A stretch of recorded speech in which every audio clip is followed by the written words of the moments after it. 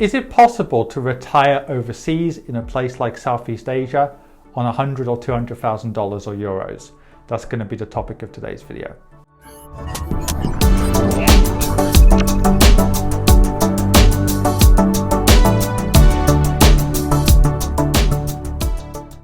So if you're an expat or a high net wealth individual in particular, go over to adamfire.com and see how I can help you. Now on this video, I'm going to talk about, can you retire as an expat in a place like Thailand, Cambodia, or indeed further afield in East and Southeast Asia on 100 or 200,000 euros or dollars or whatever currency you're basing it on? I would say the answer is usually no, even if you're basing it on pounds, and I'll tell you the reason why. Unless you know that your retirement basically is going to be short, even if you're talking about 200,000 pounds, for example, which is like 270,000 US dollars, it's not going to be easy to have a 30-40 year retirement in Southeast Asia, assuming you don't have extra income. Now, of course, if you have a pension and that is enough to cover your living expenses, even if you only had a couple of thousand in the bank, of course you can retire pretty much where you want, as long as it's comfortable for you. Likewise, if you have a partner who's earning decent money, then again you can retire on much less than 100,000 potentially.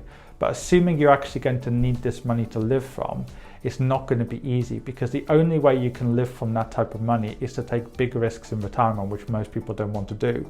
So it is true to say, if you have, say for example, $200,000 or pounds, if you went for a very high risk strategy and got 10-12% per year or more in investing, you could live in Southeast Asia, even adjusted probably for inflation. But that's a very high risk strategy, because basically, even if you decreased your risk by having many types of investments to pay out that kind of money, you're going to have to do that consistently.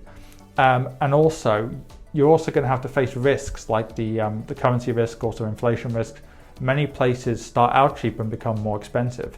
So a lot of research out there shows you can only take 4 or 5% out of a portfolio in a safe way. In other words, if you've got 200,000, probably the maximum you can take out of that portfolio, if you want to have a 30 or 40 year retirement, is actually about 10,000. And at the end of the day, if you're going to live overseas on $10,000 or euros or pounds, it is possible, but you're probably not going to have a good time compared to even your home country. Because in your home country, take the UK for an example, where I'm from, you'll probably have the NHS, you'll probably have a basic pension.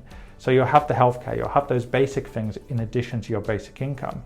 Whereas when you're overseas, often things like healthcare become more expensive because you haven't got access to your home country's services. So yes, you might technically be able to live off, say, 10,000 or whatever, but you're not going to have a good life compared to back home. How can I help you? In two ways. First of all, are you an expat, a high net wealth individual, or just somebody who lives in a part of the world where it's difficult to get access to quality investment solutions? In which case, go onto my website on adamfire.com and find out more. If you don't fit into any of those categories, then in which case there's a range of free material on my website, on this YouTube channel, and indeed on my Quora, where I get over 200 or have received over 231 million views in the last few years. And finally, if you want to actually read my thoughts in more detail, go onto Amazon and find my book on there.